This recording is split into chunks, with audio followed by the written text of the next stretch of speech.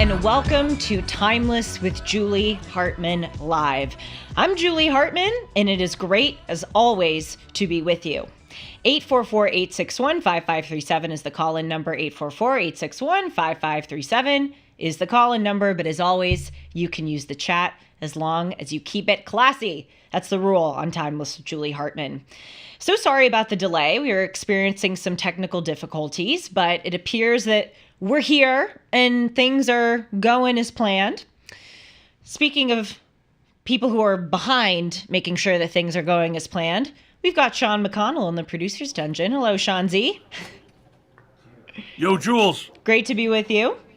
Yeah, it's awesome. It's been a lot of fun the last 5 minutes. I'm sure it has. And we're good to go. Good. Well, I'm sure Sean will be communicating with me, or those of you in the chat. You're always very communicative if something goes awry, and I very much appreciate that. I already see that people are in the chat. Hello. Right back to you. Tessa's writing, what's up, Julie and Miss Info? Well, a lot's up. Always. But today, my gosh, we have such a cool guest here on Timeless. By the way, Timeless is Mondays, Tuesdays, and Wednesdays. You can also check out my show with Dennis Prager, Dennis and Julie, which is every Sunday. And I know I always say this, but yesterday's episode about good and evil and about God's will in your life, I think is particularly excellent and, at the risk of sounding trite, really helpful for the moment that our country is in now. So I really encourage you to check that out. Today, I am so excited to welcome to Timeless Mark Schiff. Mr. Schiff is a stand-up comic, actor, and writer, and he has had a 50-year-long career in Hollywood. According to his website, which is markschiff.com, which I encourage you to go to because it's so cool, and I'm also shouting it out because, you know me, I'm very intent on citing my sources. According to his website, markschiff.com, he has headlined in all the major casinos and clubs across the country, and he's appeared several times on The Tonight Show with Jay Leno and also Late Night with David Letterman.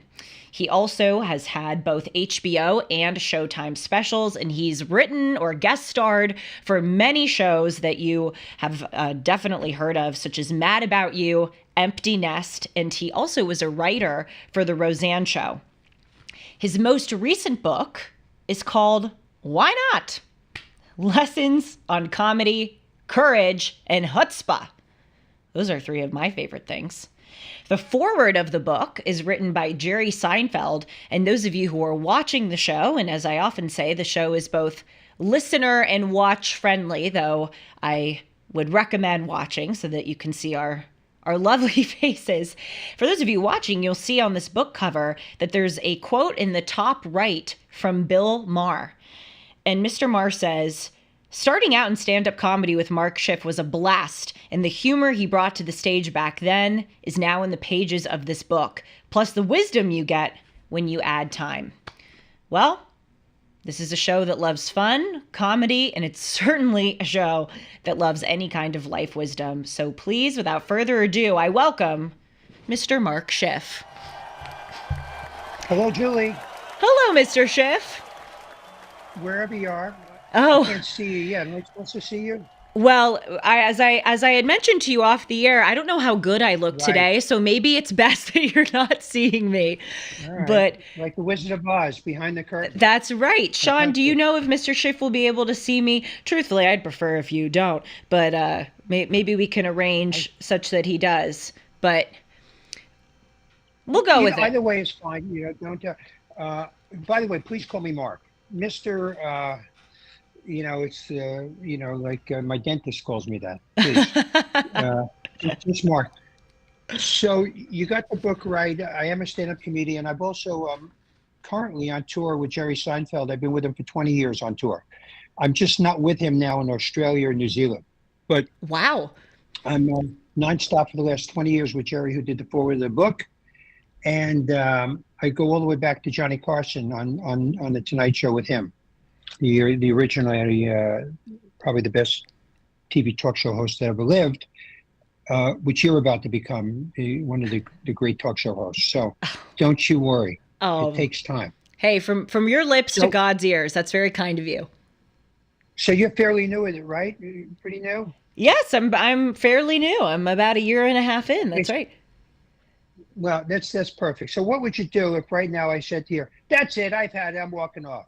What do you say to me? Come on, you're the talk show host. I've had it with you. I can't talk to you anymore. This is crazy. You know what? This is so fun for so many reasons. First of all, I love that you're already asking me questions at the start. It's perfect, and I love it. I have many questions for you, but I have no doubt we'll get to them. The second is this is what an amazing question you asked, because as I'm sure you know from your time in this industry, you've got to have a backup plan if something goes wrong, because right. it is not That's a right. possibility, it's a guarantee that something is going to go wrong. So if you said that to me, Mark, as you gave me permission to call you, I would just turn back to the camera and I would just start talking about what I ate for lunch or something. I mean, you just figure it out. It has Wow. happened to me before. Wow. It has happened. So tell me about an experience where that's happened to you. I think that actually would be an amazing way to start the talk. You know, tell me about your worst nightmare moment in your history, in your career. What was that worst nightmare moment, and what did you learn from it? Well, that's a great question. So there's never one there's never one thing that makes you a success, and there's never hardly ever one thing that can make you a failure, unless you do something so horrible and out there. But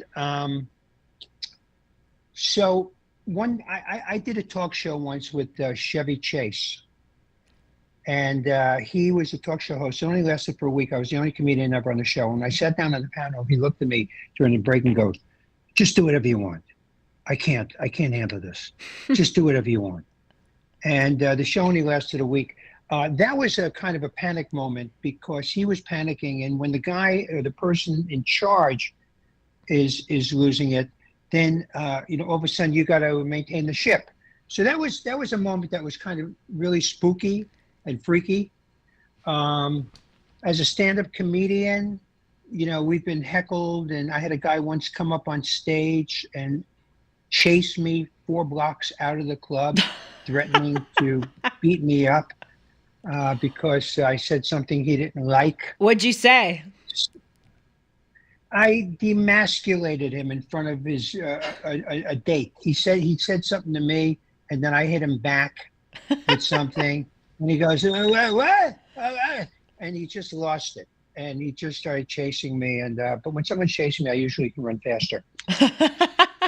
So, but I may. My wife and I, we're going on a safari in September, and when I talk about running faster, if a lion's chasing us, I only have to run faster than her. So that's the. That's right. That's right. You just got. And you've already practiced it. You're good to go. Yeah. Yeah, I'll tell you the most nightmare thing. I did an audition once many years ago. It was on a Thursday, and the two producers after the show come over and go, "You got the show." It was an NBC TV show.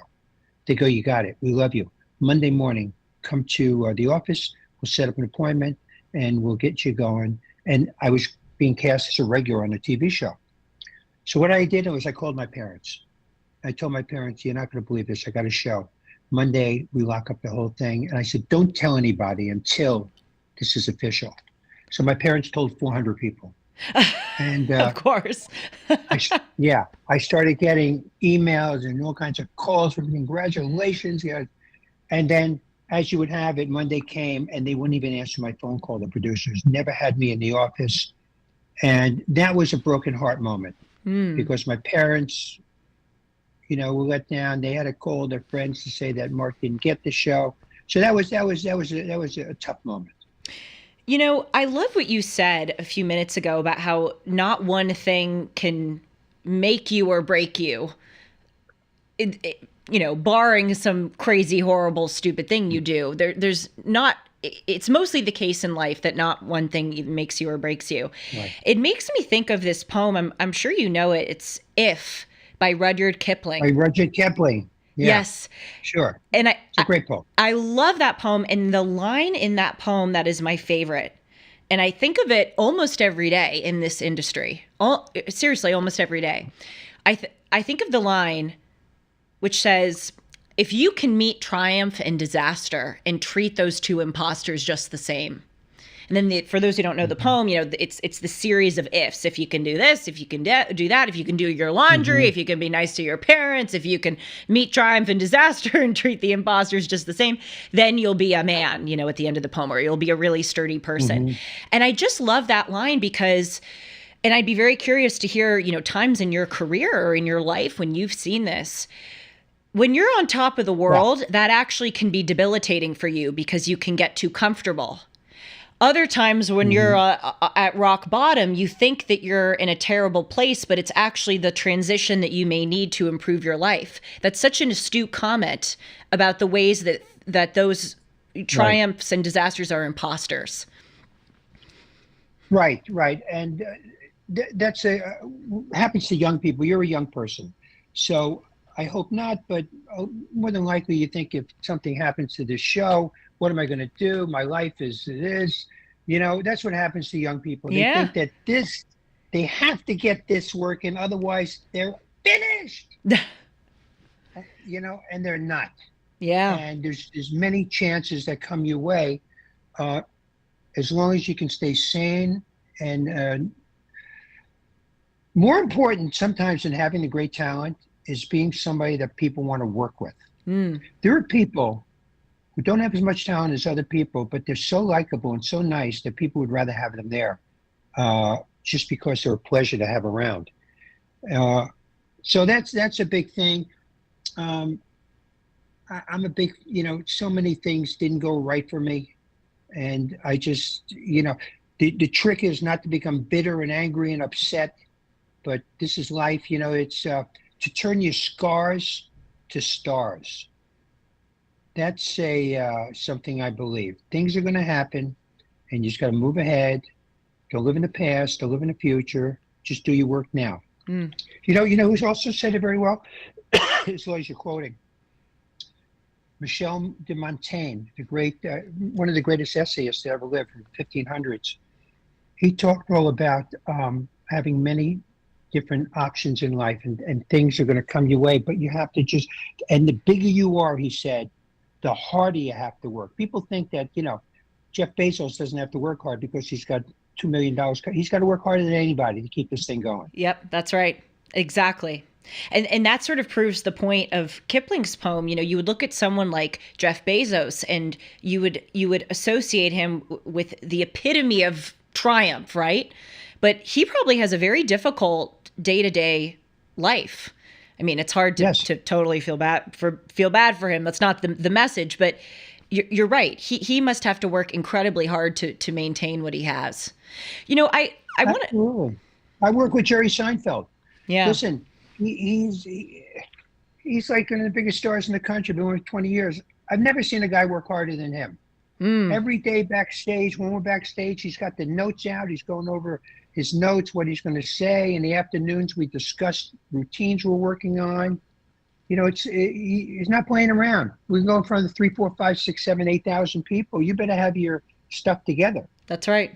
Exactly. And you know what? It's a task, as you know, perhaps better than anyone. It's a task to make what you do look easy. That's what really good comics do. So I want to just back up if you don't mind, because we want to know about your upbringing. Tell us, where'd you grow up? Were you a rascal kid? Were you a comedic kid? Give us a little summary of your trajectory. So I was born April 20th, 1952 in the Bronx, and I'm an only child. My parents, I grew up in the Bronx, Jewish, and my father, Julie, and my mother, Gloria. And I did not have an easy childhood. I was not an easy child to deal with. I was out of my mind. People said that I was the most annoying person they ever met. And they would say this to me. They go, Mark, I've never met anybody more annoying than you. Why are you so annoying? You're such an annoying person. Leave me alone. Teachers, my teacher, Mrs. Goldman, 5th grade, remember she called me up in front of the class. She said, Mark, come up here. I want the class to see exactly what an idiot looks like. And so that was a lot of my childhood, trying to make people laugh, but really trying to become part of something that I didn't feel welcome into. And at 12 years old, my parents took me, an only child. You take only children everywhere. You don't leave them home because, they're the whole ball of wax. So they took me to a nightclub at 12, and I saw Rodney Dangerfield, one of the greatest comedians ever lived. And I had an aha. I had one of those moments in life, an epiphany. I saw Rodney. I said, that's it. I'm going to be a comedian. Wow. I know what I want to do with my life. And I never looked back from 12 years old. As soon as I was old enough to go into clubs where they served booze, I showed up and I never looked back. Wow. So that's really, in show business, you generally have to know young what you want to do. Yep, that's true. If you want to be a dancer, you're not going to start at 38. You got to start your ballet lessons at 9, 10, 11. Same with comedians. You got to start early. It's very hard to just go into this business at 40. And actors, they know they do their plays in college and high school. They take classes. You just kind of know. Mm-hmm. Mm-hmm. It's a gift from God to recognize your talent. Everybody has a talent. Most don't recognize it.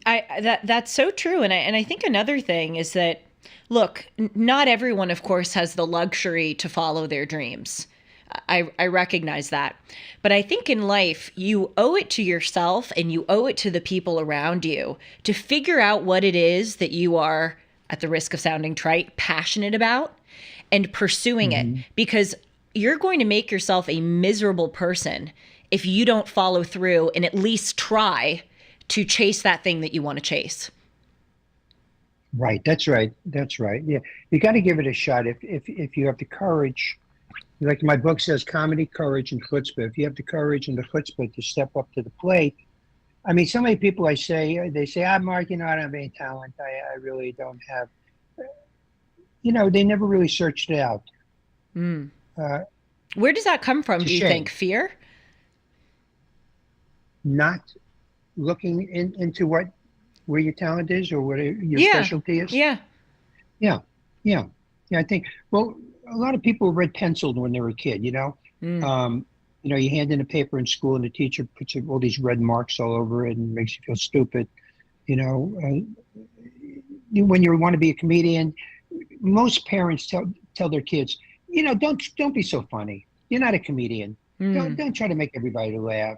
Don't make a fool of yourself. And it talks a lot of people who could be very funny out of it, very young. Were you a class clown? I know you say that you were annoying, and Mrs. Goldman called you whatever it was, a rascal. An idiot. That's right. An idiot. So were you a class clown? No, I'm telling you, I was just very annoying. And Mrs. Goldman, God bless her, she pointed me in the direction to become a comedian. And how it happened was when she called me up in front of the class to say, Mark, I want everybody to see what an idiot looks like. I started making faces at the crowd, and they started laughing. And she goes, sit down. You're making everybody laugh. Sit down. And it was like the worm, and I bit into the hook. I said, wow, I just made these people laugh at a very tense moment. There's something here. And then I forgot about it till I was 12. Wow. But you see, this proves my point about Kipling's poem, that was a moment of, quote, disaster for you. I mean, when you're young, having your and I had this happen to me once or twice, having your teacher call you up in front of the class and humiliate you, there's in many ways no worse feeling in the world than that. But that was your try. I mean, that was what led you to a career in comedy, as you say. I'm at this point. Yeah, little. I'm at this point just making an advertisement for Kipling's poem with the amount that I mentioned it. But speaking of advertisements, you'll be able to assess my comedic transition in this, Mark. I want to quickly tell the audience about Priority Gold. Right now, we have a lot of economic volatility. Economists are warning that massive tax hikes could devastate your IRA and 401k account as the stock market is bracing for impact. With inflation and the rise of global uncertainty looming, it's clear why central banks and savvy Americans are turning to gold. If you haven't had your eye on gold, maybe it's time for you to make it a priority, and you should consider calling Priority Gold to find out how they can help you diversify your savings with physical gold and silver. Call 1-800-405-GOLD or visit prioritygold.com/golden for a free gold information guide. Also, you can see if you qualify for free shipping and storage. Experts are agreeing right now that physical gold is one of the best ways to fortify your savings, no matter the economic climate. Act now to get your portfolio working for you while the market is golden. Call 1-800-405-GOLD to speak with a gold specialist or visit prioritygold.com/golden to learn more. That's 1-800-405-GOLD. And so now, Wow, I was going to say, fantastic. now after that, I'm going to transition into a Rudyard Kipling was born and da-da-da-da-da. Here's a whole advertisement on Rudyard Kipling. Seriously, though, I gladly advertise that guy. That poem let is me so tell you, great. It is. It's world famous, and it's easy to find. Just Google Yeah. Rudyard Kipling, and so I have a podcast called We Think It's Funny, I do with my partner Danny Lobel, and I do commercials, and I'm not nearly as good as you with all my stage time. I'm just learning how to do them. I'm just learning. I do one for a lawyer named Jeff Pfeffer, who's my lawyer. It took me 3 days to get it right. So it's not an easy thing. You did a marvelous job at that. Well, thank you. That means a lot coming from you because, as we said, in showbiz, you make everything look easy. And sometimes it is. Sometimes it is easy. I mean, truly, advertising gold is easy. As a comedian, you can't let the audience, you have to make it look easy. You can't make it look like you're working. And you can't let them know you want anything from them. They have to give it to you of their own free will. If they know that I'm trying to get them to laugh, which I am, they'll hold back. Yes. It's like if I said to you, next time I meet you, hey, Julie, I need $7,000. You tense up a little. You know what I mean? But that's what you can't let an audience know, that you want anything from them. That was said by Mike Nichols and Elaine May, the great comedy team. And Mike Nichols went on to be one of the great movie directors of all time. Don't let them know what you want. Yeah, no, it's true. It's absolutely true. So we left off with Mrs. Goldman and the way that she thankfully facilitated the entry into your burgeoning comedic career. Take me from there. How did you get from making faces to the class with the Mrs. Goldman to touring with Jerry Seinfeld? Yeah, so it was fairly easy, which it wasn't, but it sounds easy. So in 1977, at 18, I went back and I tried stand-up comedy. And what happened was I have stage fright. I still have it 45 years later. Really? I still have, I'm still grabbed, and sometimes worse than other times. Sometimes I don't have it at all. Sometimes I'm petrified. And it will never go away. I just have to live with it. People say, why do you do it? Then why do you keep doing it? Put yourself through it, because there's nothing else I'd rather do than this. So every job is fraught with some problem. So mine happens to be stage fright. So in 1977, I had no act. At 18, I quit. I went back when I was 23, 5 years later. During that time, I studied acting in New York at a place called HB Studio. I studied tap dancing and ballet a place called Luigi's. I studied improv. I did all these things, but I didn't have the guts to get up on stage as a stand-up. Then I went back in 77 at 23 years old, and I met a young Jerry Seinfeld who was working in Burger Brew. He was a waiter in a burger shop and selling jewelry on the street. I met Paul Reiser. I met Larry Miller. I met Jay Leno. I met Gilbert Gottfried. I met Carol Leifer. I met so many people. And we were all new. And every night for the next 5 years, 7 nights a week, we showed up at these clubs and tried to get on for no pay. Wow. I didn't earn a nickel for 5 years. Wow. Every night I showed up. And so did Jerry, and so did Paul Reiser, and so did everybody. And then all of a sudden, you kind of get kind of good at this, and you start earning a little money. And Jerry was a friend. We all started headlining nightclubs. And then one day, Jerry goes on to get this show. And, we've been friends ever since. And when he went back on the road touring, he said, "You want to come with me?"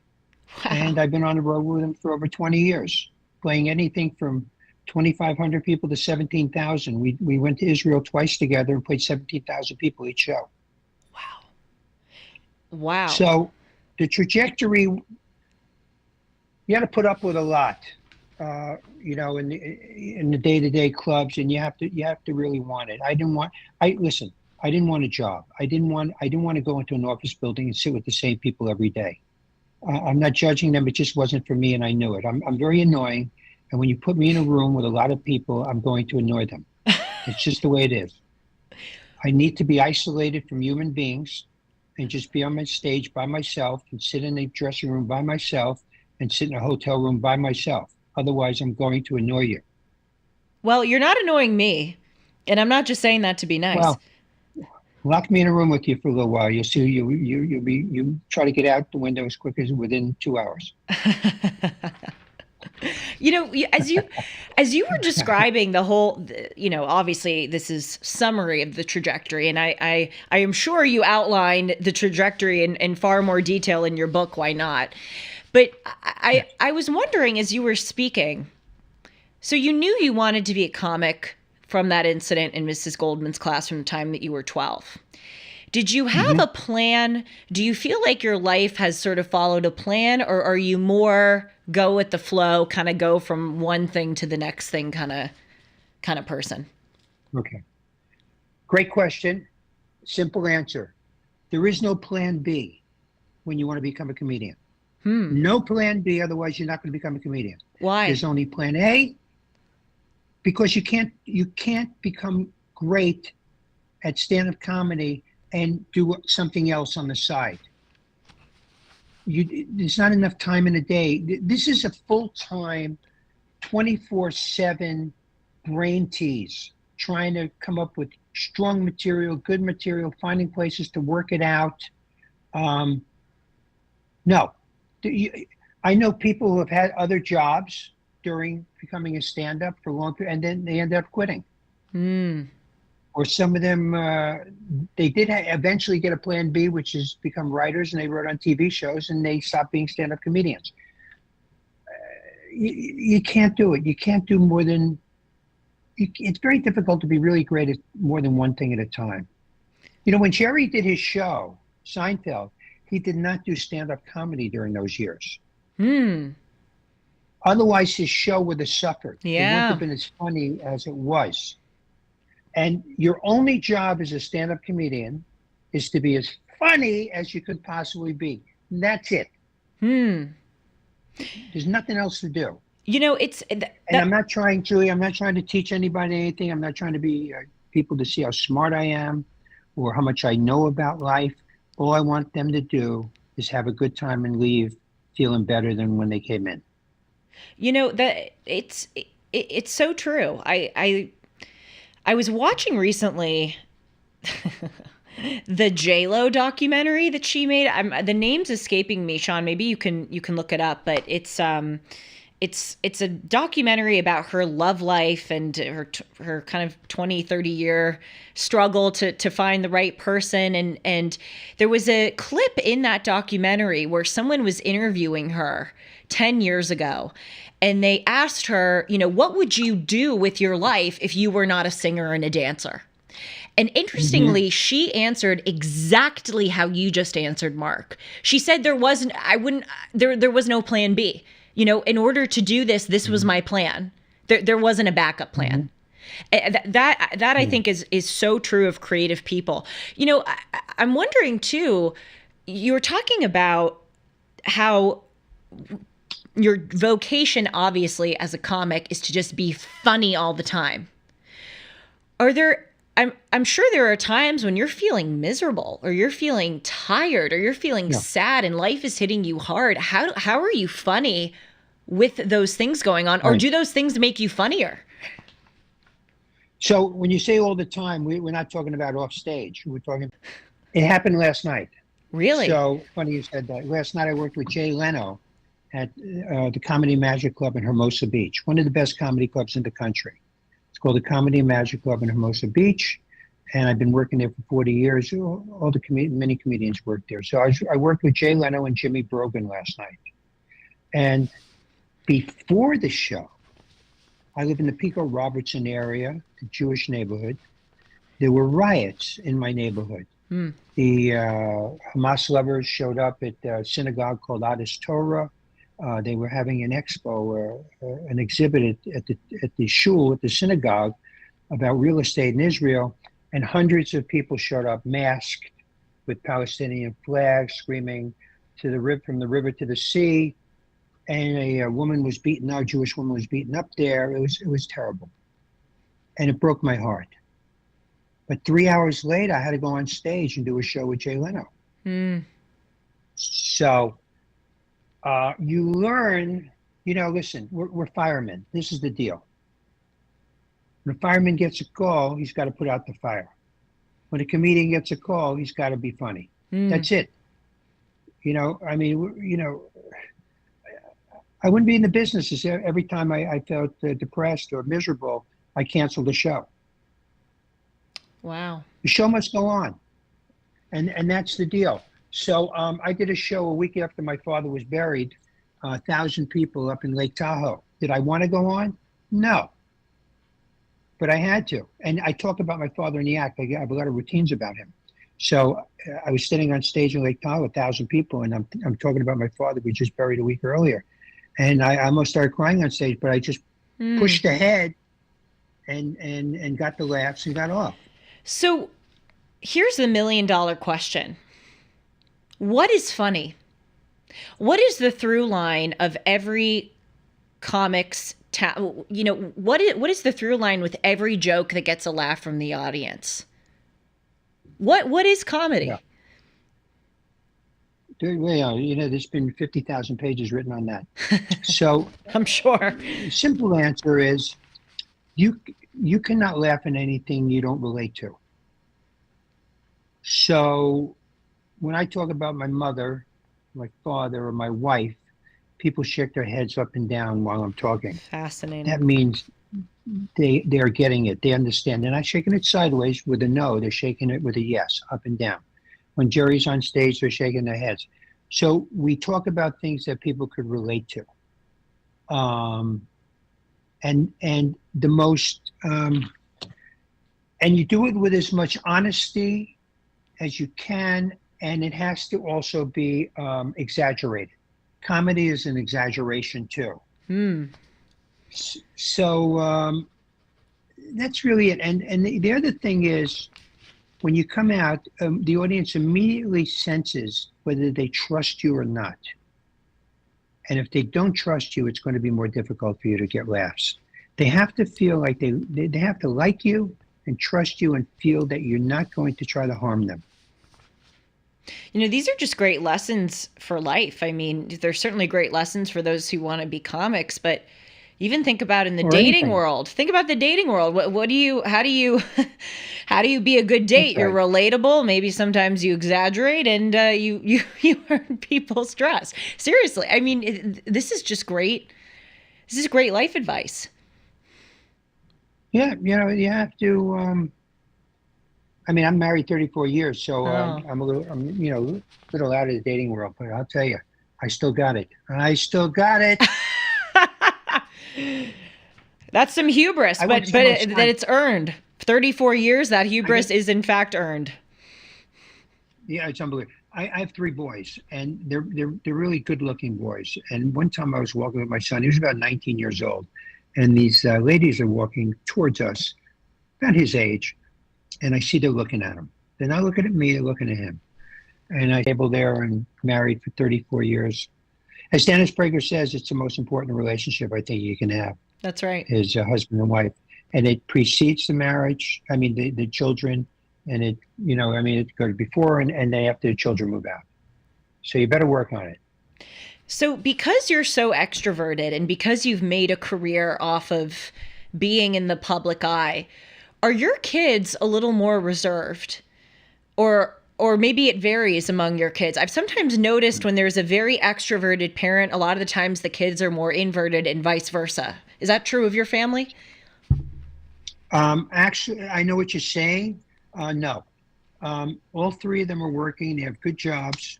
And it they're not wallflowers. They're not like, sit in the corner and just, move a pencil up and down. They're out in the world meeting important people, going around the world doing things. One of my sons is an agent at CAA, and he's a pretty big agent there, and he's doing very well. Another kid in finance, and another one that travels around the world working with a games company. Mm. They go to meetings, meet with people, have to talk out, to them, and I'm proud of them. I'm going to give you. I'm going to tell you. I'll give you something that I think is important for every parent to do. When my kids were younger, when bar mitzvah age, right? At 13 in Jewish religion, you become bar mitzvah, and you have to give a speech. And I have a friend, Joe Seamus, who's a good family friend. He trained them because even though I'm a public speaker, my kids won't listen to me. So he trained them to become public speakers. And he said to them, if you do well in this speech, you will get more presents. You'll get bigger presents, more money. You just got to, and he really worked them, and they became not afraid to speak in public. Mm. And that was one of the greatest gifts you can give your child, to teach them how to deliver a speech. Yes. God, it's so true. They're going to be called upon it a million times in life. That is so true. Yes. Growing up at my elementary school, we had this great program called Toastmasters. It started when we were in third grade. Or actually, I think we did current events, third grade through fifth grade, and then sixth grade, we did Toastmasters. And we had to get up, and with the current events program, we picked something from the newspaper, and we had to deliver maybe a 10-minute report on it. And then with Toastmasters, we had to give a 20-minute speech on a topic of our choice. And it was terrifying. But Yes. To this day, I mean, clearly I'm reaping the benefits of it, because in any job that you do, anything in life, you have to know how to do that. And it's such a great lesson in confidence, in standing by your words. And you know what it's also a great lesson in? What we talked about at the start of this, things going wrong, because you'll be up there and you'll forget your points, or somebody will laugh at you, or something may go terribly wrong. And it just teaches you so much. Go online now. Look at the 2 times Jerry Seinfeld was heckled recently in Australia, and watch him stand his ground in front of 17,000 people, put this guy into a tank. Wow. It's really extraordinary. Jerry has a joke that he does. He goes, the number one fear of people is public speaking. The number 2 fear is death. So he goes, so you're saying if you're at a funeral, you would rather be in the box than to give the eulogy. I'd rather give the eulogy than be in the box. Of course, because you could public speak, but a lot of people, they're scared to death to get in front of anybody. Oh, it's nerve-wracking. By the way, I see Sean wants to cut in. Sean, yes. Sean's my producer. Well, we pulled a clip of Jerry Seinfeld. He recently did an interview with Barry Weiss, and he talks about why he loves comedy, because it's very tough. You can't make it. It takes years of practice, and he loves the binary nature of it. I think we should play that. Could Mark hear you, or should I repeat? Probably not. Okay, I no, couldn't you hear a couldn't hear. word. So Sean would like to play the clip of a recent interview between Jerry Seinfeld and Barry Weiss, where he's talking about why he loves comedy. So we'll play it. Sure. Comedy is a extraordinarily simple binary outcome event. Is it funny or it isn't? And nobody cares really about anything else. Yeah. Right. Jerry, in my book, Why Not? Lessons on Comedy, Courage, and Chutzpah, Jerry does the foreword, and he talks about the two of us being comedians throughout our whole life. If people get the book, they should read that foreword. It's quite extraordinary. It's a really beautifully written piece about comedy. Also, in the new Michael Richards book, he writes the foreword for Michael Richards, who was Kramer on Seinfeld, and it's a beautiful foreword. The book is great too, Richards' book, but the foreword is really spectacular. You know, in our final few minutes, I want to ask you a few more things, but there's one question that I see in the chat right now. The great thing about this show, Mark, is that we're live on YouTube, and we have people in the chat writing all kinds of things, mostly really just amazing stuff. And we have this question that's right in line with what we're discussing. Someone's asking you, how does one know whether the audience is laughing with you or laughing at you? And does that even matter? Yeah. When you get good at it, they're laughing with you. When you first start out, sometimes they're laughing at you because you don't know what you're doing. And so that's one of the difficult things about becoming a comedian. You have to be willing to humiliate yourself. And a lot of people are not willing to do that. It's very difficult for them to go up on stage and have people laugh at them when they're first starting out, and it's painful.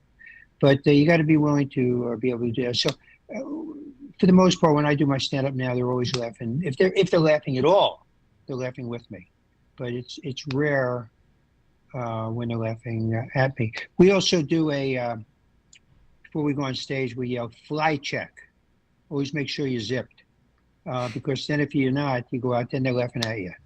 Well, you know what? As we just heard Jerry Seinfeld say, it's a binary. I mean, whether they're laughing with you or laughing at you, in a way, as long as they're laughing, right, that's kind of what matters. Right. But do you ever feel like you sacrifice your dignity for a laugh? Do you ever feel sometimes like you're up there, you so badly want the show to go well, and maybe sometimes you allow the audience to laugh at you for the sake of having a laugh?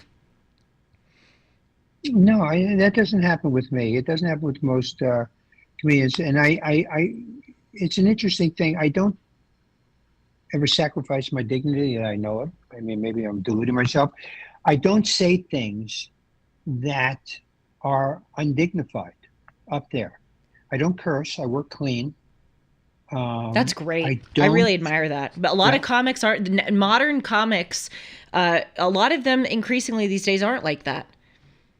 No, 98% of them aren't. And I mean, some of there are a few of us who work clean, but for the most part, no. So we work clean. I never say anything that I disagree with. I never pander. And I never deliberately try to hurt anybody on stage. Like, I don't talk about people and I don't do any politics. I don't get into that. So, no, I don't. There's no pandering, and I don't feel bad about anything I say. Well, the only time I really feel bad is when I don't have more new material. That's when I feel a little bad.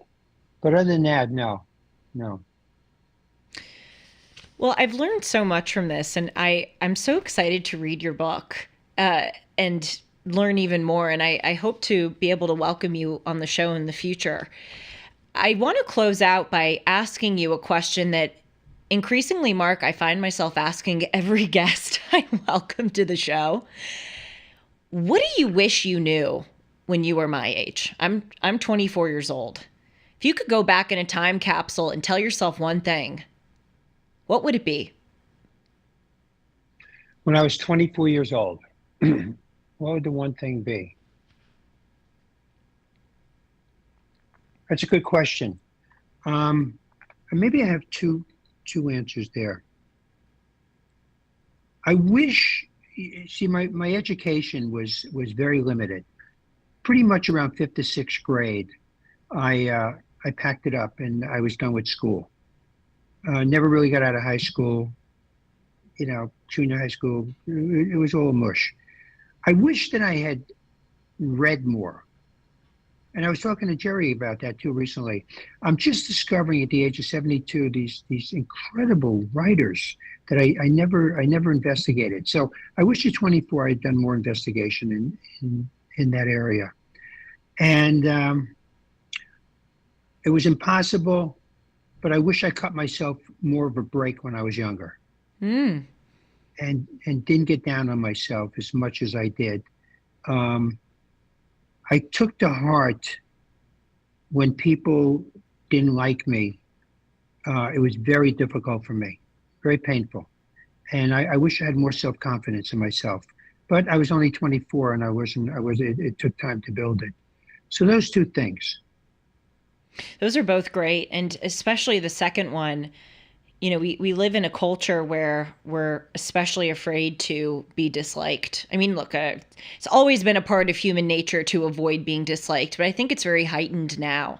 Something I've really come to realize is when you're putting yourself out there and you're being bold with your life choices, it's a guarantee that you're going to be disliked. Yeah. It's almost like you shouldn't endeavor to be disliked. I certainly don't. But in life, it's just part. If everyone likes you, you're doing it wrong. Yeah. Yeah, there's just no way. Not if you're a committed person to something you really believe. That you're going to have people that dislike you and disagree with you. Yep. The way it is. Cheers to that. That's my new life motto. It can get me in trouble sometimes, but I think that's so true. Thank you. Thank you for this, Mark. I really appreciate your time. Thank you, Julie. Yeah, well, sometime you have to show me what you look like because I'm looking at this black curtain here, and this black screen. You still haven't been able to see me the whole interview? No. Oh, that's hilarious. We're better off, I guess. This way, No, it's. Have you been able to see me? I'm sorry? Have you been able to see me? Perfectly. You have great glasses. Those are some Barry Goldwater-esque glasses with the dark frames. Right. And that's a cool painting you got. Too, by the way. Oh, I showed it. Oh, don't worry. I showed it. We're putting it up right now. Mark, it's so great to meet you. I hope to welcome you back, and I'm going to be reading your book. Oh, please, and let me know, text me or whatever. And my podcast, We Think It's Funny. All we're trying to do is make you laugh. Have a good time. Come see We Think It's Funny on Apple or Spotify. I'm there. Anyway, Julie, thank you for this opportunity. I loved it. Oh, well, I loved it too. You be well. We'll be in touch. You too. Stay well. Bye. Bye. So yes, let's put up Mark's book one more time. It's called Why Not? Lessons on Comedy, Courage, and Chutzpah. From what I could tell from that discussion, he's got all three in abundance. That was a really fun time. Sean, you got any final thoughts? I know you love when I do this. Well, there's a giant gap between being funny and being a stand-up comedian. That takes years of hard work. And totally. I wonder if there's something in the water in Brooklyn. It just seems like so many funny people and wise people have come out of Brooklyn. Oh, Sean, I hate to break it to you. You just committed a cardinal sin of New Yorkers. He's from the Bronx. He's from another B. Either way, they all come from. But they get offended. All seem to come from this place. They get offended. Well, all right, I mean no offense, but no one's talking about the difference between pizza on the East and West Coast. I brought up that Seinfeld. That's another great interview. Watching Barry Weiss. Totally, that was excellent. Because he said that he loves comedy because there's no room for DEI. Yes. That was the setup for that, because it's either funny or it's not. And Yes. the weak don't survive in stand-up comedy, and he loves that about it. And another industry where there's no, I love anything where DEI is not present. Athletics. I mean, they don't DEI in sports. You can't. Either you can run the ball or hit the ball, or you can't. That's Yep. right. That's right. Yeah. Well, thank you all for being here. I loved your questions. I love your comments in the chat. It's really a joy, and you add so much to the show. And I'll see you soon right here on this channel. As I said, please do check out Dennis and Julie from yesterday. It was absolutely fantastic and I think very helpful. As always, you can email me at julie@julie-hartman.com. I love hearing from you. Take care, everyone. I'll see you soon.